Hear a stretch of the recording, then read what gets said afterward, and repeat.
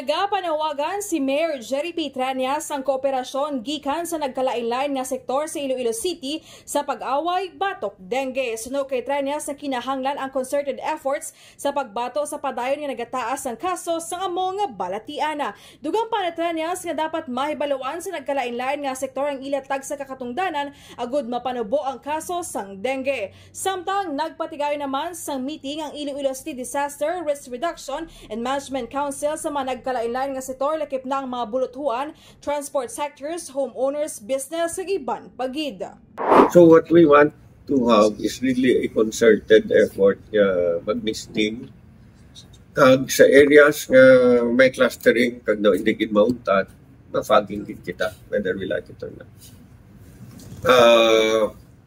We have to let everyone understand that they have to do their share para magpapanaog sa cases. Matandaan naging paidalom sa state of calamity ang Iloilo City sa diin mayara sa 7.4 million pesos sa ginalokar nga pondo nga pagagamiton sa pag-aaway batok dengue.